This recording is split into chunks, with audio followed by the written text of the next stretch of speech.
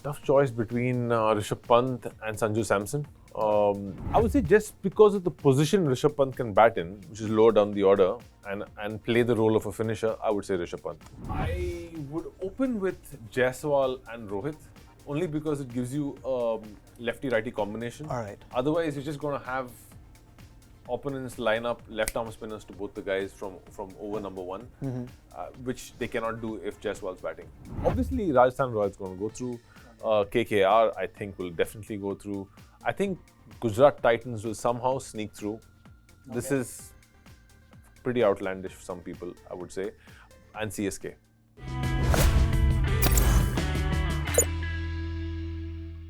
Hello and welcome to a very special episode of #AskStar. Today, the one in the firing line, Varun Aaron. Now, these are not my questions, Varun. These are #AskStar questions sent by the viewers on the ESPN Cricinfo app. And there's some feisty ones here, just warning you. I wouldn't be able to answer your questions, but I'll answer the fans' questions. That's the problem, you know. That next time, I'll disguise one of my questions as one of yours, right? So leave me some space. All right. We begin with the first question from Pranav Sony, who says, which uncapped Indian has impressed you the most this IPL? Has to be Riyan Parag. Riyan Parag is one of those uncapped Indian players I was really expecting to do well, especially with the domestic season he was coming off of. So brilliant by him. He's keeping up the good work and he's not relenting, which is really important because sometimes you can get off to a good start and then you know what, just taper off. But he's not doing that. He's keeping up the tempo. Is he going to remain uncapped for long though? What's your prediction? At least for the next 2 months, because I don't think he's going to find a spot in the T20 World Cup. Not because he doesn't deserve it, but just that guys have been putting a lot of hard work over the last couple of years with the T20 teams. They're going to be given a first look or a first shot. But I'm sure in the years to come, he's going to be one of the T20, at least the T20 mainstays. Yeah, he's been muscling the ball and he can bowl a bit as well. Brilliant fielder. What's not to like there? All right, next question. Karan Arora asks, which Indian fast bowlers have impressed you the most this season? Mayank Yadav, for sure. There's one name which comes to everybody's mind, that's Mayank Yadav. Sad that he's gotten injured. I hope he recovers soon and we see him bowling those thunderbolts back on the field again. Is that a worry though? I mean, that's a worry with any pacer, and we keep talking about this off air as well. It's not the most natural athletic activities to do, fast bowling, but with Mayank Yadav, he's had a history of injuries, 3 injuries. How can he get better? If you had to share a piece of advice with him, a regimen if at all, how does he get better?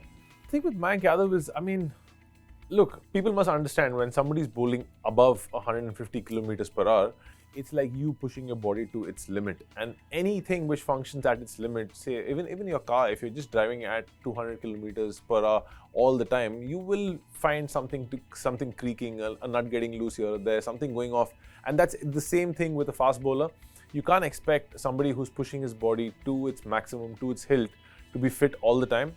Even though if he's really fit, it's just not natural to the body to do those kind of things. So my advice would be just to enjoy it, take it as it comes, learn from every injury and never give up bowling fast.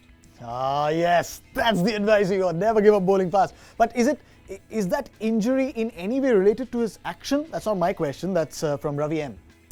His action is really, really good. I really love his action. The only place where I feel he could look at is where his left arm, when it comes down, it gets stuck into his hip. So when you talk about generating force and then releasing that force, if you're generating so much force and the force is not getting released in the same intensity, you're going to have a blockage and there's going to be injuries. So if he can get his left arm to go through instead of getting stuck, that will definitely put a little less load on his body. All right. Next question is from S. Dhananjaya, who asks for Varun. This is a question for you. Thanks for clarifying. What is the thumb rule for bowling fast and why aren't bowlers able to sustain the same speeds over the course of time? The thumb rule for bowling fast is loving to bowl fast. Number one, that has to be the most important part about bowling fast, because with bowling fast, you're going to have injuries. It's just natural. If everybody could bowl fast, then everybody would bowl fast. But everybody tries to bowl fast, nobody can.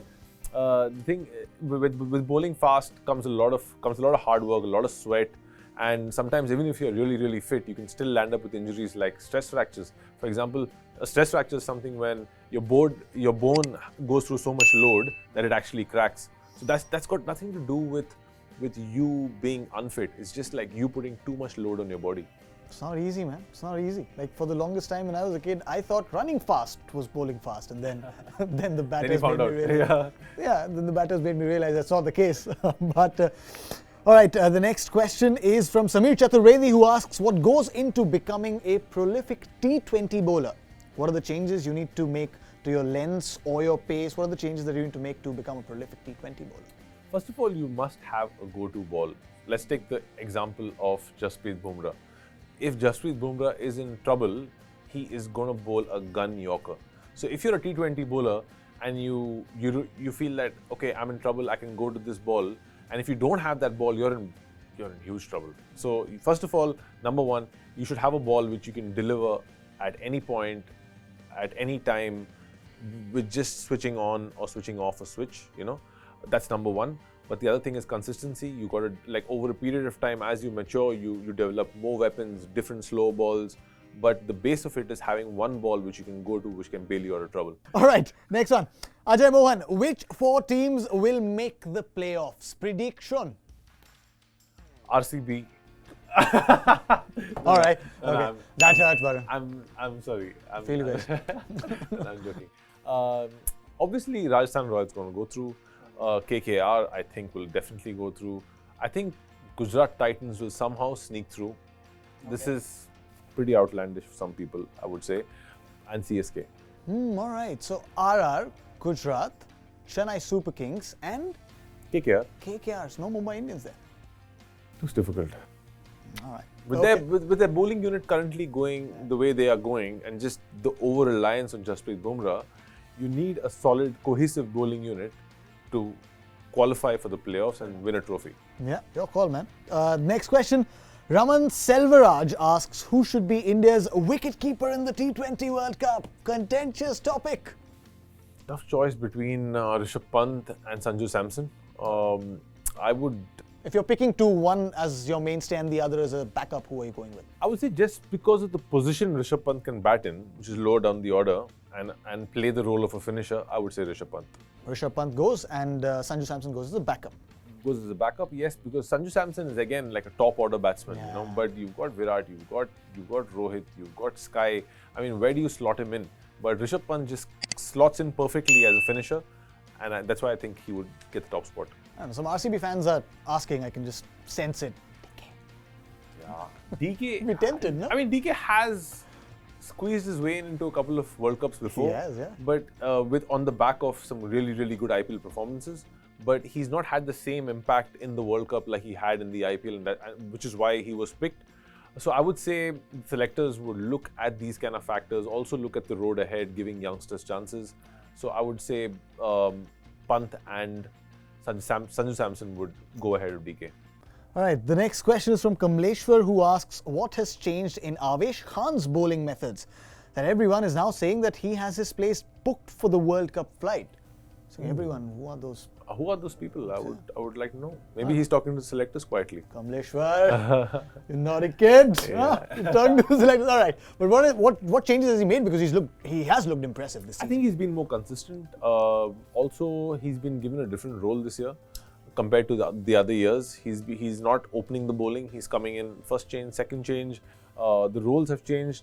He's also working with a really, really good bowling coach with Shane Bond. Shane Bond is one of those guys who can bring the best out of any bowler. So not just Avesh Khan, if you see the entire Rajasthan Royals bowling lineup, all of them are doing well. Kuldeep Sen came in, got 3 wickets the other day. Sandeep Sharma was doing really well, he got injured. Avesh Khan is doing really well. Trent Bolt is unbelievable as always.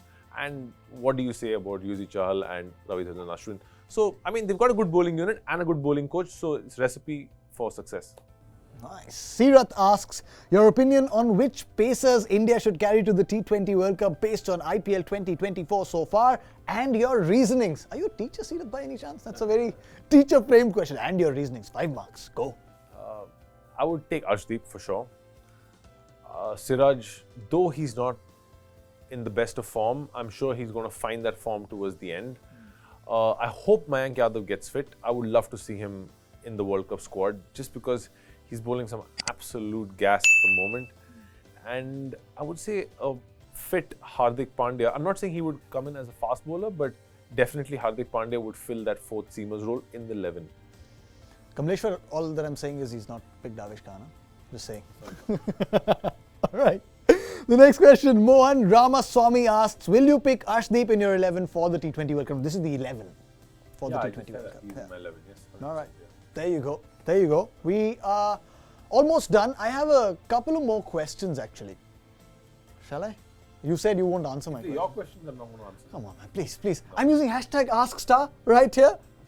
No. Give me one chance. All right, who All right, are you opening just with? one question. Okay, are you opening with Rohit and Virat at the T20 World Cup? And your reasonings? 5 marks. I would open with Jaiswal and Rohit only because it gives you a lefty-righty combination. All right. Otherwise, you're just going to have opponents line up left-arm spinners to both the guys from over number 1, which they cannot do if Jaiswal's batting.